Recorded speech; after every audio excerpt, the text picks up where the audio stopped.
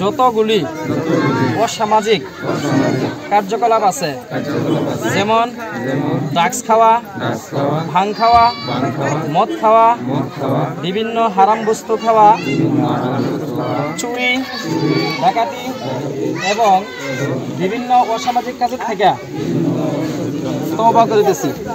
আয় আল্লাহ, তুমি আমাদের সবাইকে ক্ষমা করে দাও। আস্তাগফিরুল্লাহ, ইন্নাল্লাহা গফুরুর রহিম।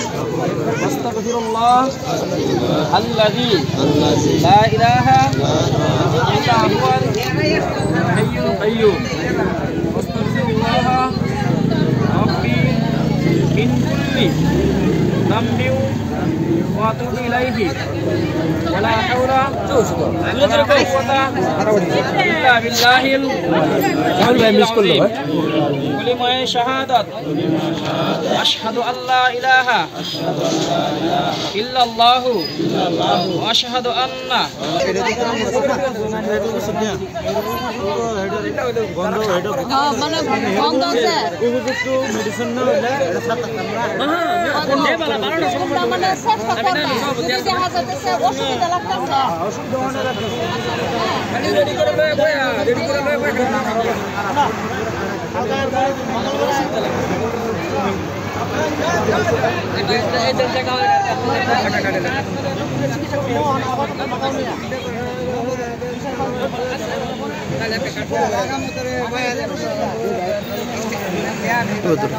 ঠিক আছে।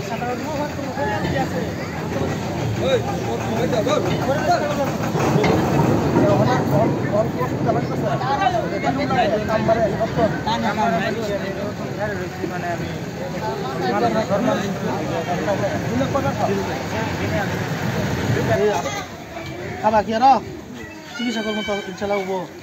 হ্যাঁ ফারুক হুসেন মন থাকবো তো। হ্যাঁ সবাই লিস্ট বানাইছি বাজি কিন্তু শুনছ না। নিশ্চয় আপোনালোকে গম পাইছে যে অসম সংখ্যালঘু সংগ্ৰাম পৰিষদে সমগ্ৰ অসমতেই ড্ৰাগছ বিৰোধী অভিযান অব্যাহত ৰাখিছে। আমাৰ সংগ্ৰাম পৰিষদৰ সতীৰ্থসকলে গাঁৱে ভূঞে সোমাই সমাজৰ সচেতন ব্যক্তিসকলৰ লগত আলাপ আলোচনা কৰি ড্ৰাগছ খোৱা ব্যক্তিসকলক কেনেকৈ নিবাৰণ কৰিব পৰা যায় এই ক্ষেত্ৰত যথেষ্ট পদক্ষেপ হাতত লৈছে। আজি বিশেষকৈ নগাঁও জিলাৰ একেবাৰে নিচেই কাষত কাটিমাৰী গাঁৱত আমাৰ নগাঁও জিলা সমিতিৰ উদ্যোগত আমি কাটিমাৰীত এটা সভা অনুষ্ঠিত হয়। এই সভাত 13জনকৈ যুৱক ড্ৰাগছ খোৱা যুৱক ইতিমধ্যে আমাৰ সংগ্ৰাম পৰিষদৰ ওচৰত আহি তেওঁলোকে আত্মসমৰ্পণ কৰিছে।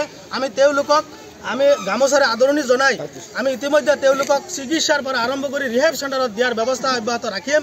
আৰু অনাগত সময়ত এই অঞ্চলত যদি ড্ৰাগছ বিক্ৰী কৰা ব্যক্তি আছে এইসকলক আইনীভাৱে যি প্ৰকাৰে হোক আমি এই নিবাৰণ কৰিব লাগিব। আৰু সংগ্ৰাম পৰিষদে আমি চোকা দৃষ্টি ৰাখিম।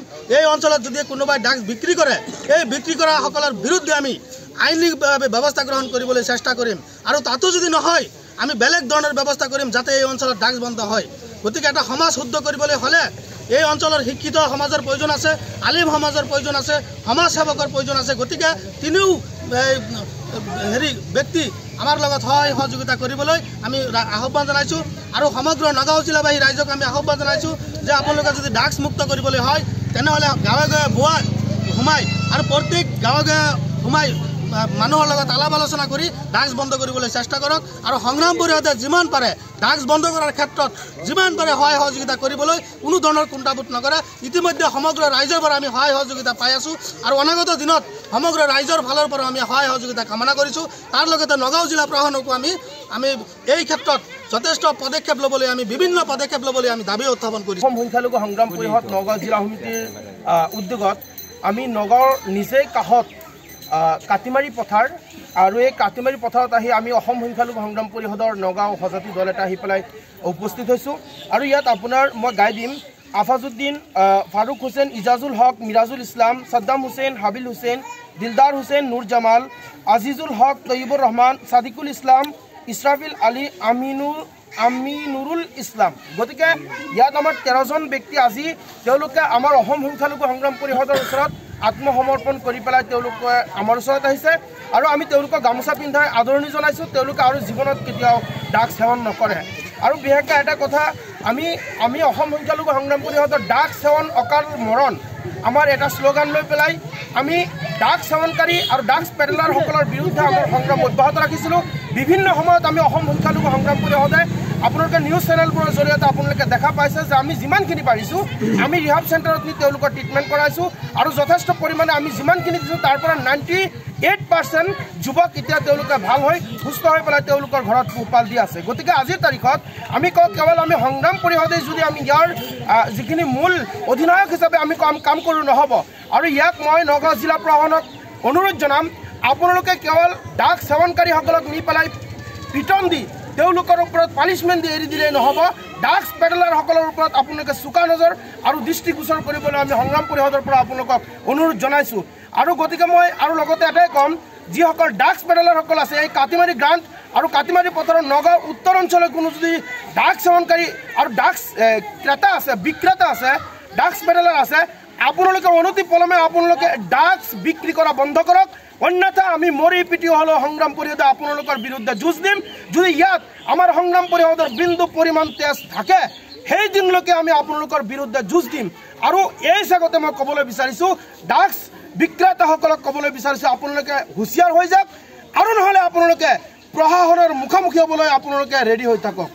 আৰু মই সংগ্ৰাম পৰিষদৰ তৰফৰ পৰা আজি আমাৰ এই কাটিমাৰী পথাৰৰ যিসকল আপোনাৰ সচেতন সমাজ, আলিম সমাজ, যুৱ সমাজ আৰু মুৰব্বী সমাজে আমাক আপোনালোকে বিপুল আদৰণি জনাই আমাক সহায় সহযোগিতা কৰিছে, মই আপোনালোকৰ ওচৰত চিৰ কৃতজ্ঞতা হৈ থাকিম। আৰু বিশেষ কাৰণত যদি কোনো ড্ৰাগছ পেডলাৰে আপোনালোকৰ ওপৰত অত্যাচাৰ কৰে মই ফোন নম্বৰ দি যাম, আপোনালোকে আমাৰ লগত যোগাযোগ কৰিব। ড্ৰাগছ পেডলাৰসকল কিন্তু হুঁচিয়াৰ আৰু ড্ৰাগছ বিক্ৰেতা বন্ধ হ'বই লাগিব। ড্ৰাগছ ক্ৰয় বিক্ৰয় যিমান সময়লৈকে বন্ধ নাথাকে আমি সংগ্ৰাম পৰিষদ ইমান সময়লৈকে কিন্তু স্তব্ধ হৈ নাথাকে।